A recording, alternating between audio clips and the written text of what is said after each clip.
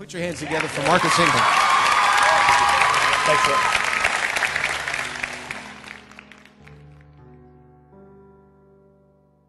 I'd like to invite you in and share some of my experiences with you by inviting you into my world. When Marcus talks about that particular aspect of his life, it's very raw, it's very real. When I turned and looked out my window, the only thing I could see was a pair of headlights that was about that far from my face. I had about a microsecond to realize that those were headlights, they were attached to a white car, and then those lights went out. And when I came to, I was laying face down, stomach down, chest down in the street, trying to pull oxygen into my mouth, into my lungs, so I can spit that scream out. And I can't do it because my mouth is so full of blood and teeth and gasoline. Thought I was going to die. I remember feeling just absolutely helpless when he was talking about that because of the picture that he paints and how he makes you feel like you're right there with him. I woke up the next morning. I can't see. Everything I hear sounds like I'm underwater. I can't smell. I can't taste. Nothing takes away the pain except if I lay absolutely stone dead still. You feel like you're going through the experience with him, and then you move on to the next step of his process, and you know, the healing process begins then, and you feel like you're right there with him there too. Took the pen and wrote, "Were the people in the other car drunk?" She said, "Yes, they were." First time I heard him talk, he was in front of probably 220 police officers of different walks of life, from chiefs of police to commanders to sergeants to patrolmen to new police officers to 30-year veterans, and that's a pretty tough crowd. To date, I have laid on an operating room table for more than 300 hours.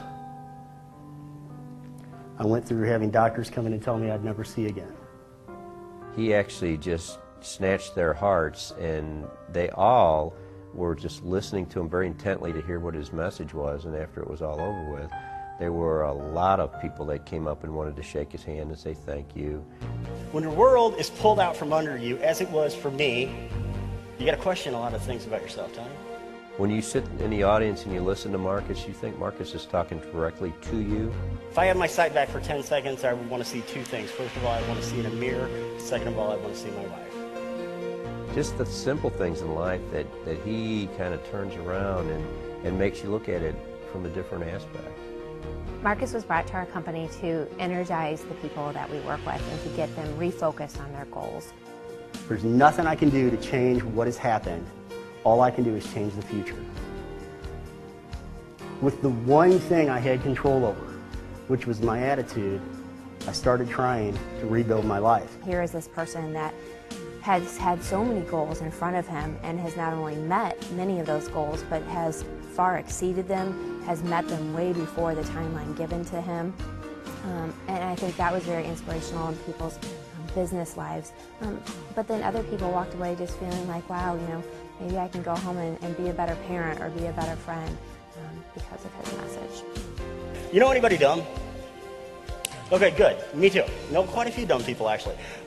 Ever been under the care of somebody dumb? Marcus is really funny. His humor is amazing. Start thinking about 20,000 students on campus. 10,000 of those have to be female. Chicks dig dogs. I dig chicks. And you all see the little gerbil wheel working. Sadly enough, it was my hormones that determined whether or not I got to see an eye dog. Hearing him speak, I knew that I needed to have him come to my campus and speak to the students that I worked with at the time who were members of Greek fraternal organizations. I don't remember who I was asking. I don't remember if I even knew anybody was in the room. I don't know if I was asking God who I was asking, but I took the pencil and physically wrote out the question, why? And I got an answer. His message goes so far beyond, this is, you know, what can happen if you drive drunk. That's such a minuscule portion of it. It's really more about life changing on a dime and then going on it and doing things that you never knew that you could. However, if you raise your hands to ask me a question, I will not call on you. Some of y'all may get that on the way home. So, just 2 minutes in, I was like, oh my gosh, so inspired, and that aha moment where you're like, wow, if Mark can get through everything he's been through, like, there's nothing I can't get through. His book about the other end of the stethoscope is really, probably the one that hits hardest or closest to home, I should say, for the medical professional. And finally, one of the nurses has a brainstorm.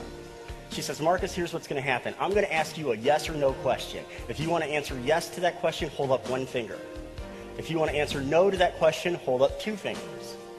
It's just that patient's perspective. I mean, just really honest, straightforward. This is what I experienced. Then some genius of a doctor walks in my room to examine me. Man lays across the side of my bed. My body flops over to one side. I'm taking my hand and pounding it into the bed, trying to get him to stop, And the man has the audacity to ask, did that hurt? So I held up one finger to show him how much it hurt. One of the things that's so unique about my speaking is I'm providing a true real-life example. It's not textbook theory. It's the true principles and elements that I had to utilize to get through my experiences. The experience of knowing him changes anyone. He's got a way of captivating an audience. I don't know how he does it, but he definitely has something about him that he can kind of take his message, draw you into the conversation, keep you in suspense, and set you down gently at the end of the story. There are so many speakers out there, and I understand what people are experiencing as they have, they're pouring through the videos and, the one-sheets and all of that they get from all of the speakers bureaus. But I think that Marcus has a very different message. I have to forgive. Because if I don't, I've got that negative energy that I'm carrying around with me that governs so many aspects of my life. If it was up to me, I would have everyone in the world listen to Mark's speech at least once. Adversity doesn't have to define you. No matter how impossible a goal may seem, these principles can help form a roadmap to success. In hearing Marcus, I think that it really made me think about the choices that I make in my own life. I figured this man took my sight. I am not going to let him have my future. Everyone has problems. Everyone has adversity. I know the things that I learned through my problems can help others achieve success in their own lives. You're like, wow, things can happen. You can still make the most out of what you have despite your circumstances, despite what you have going on in your life. After everyone heard him speak that day, I think people were very excited about getting out there and tackling those goals. They really felt like there wasn't any hurdles that could keep them from meeting those goals.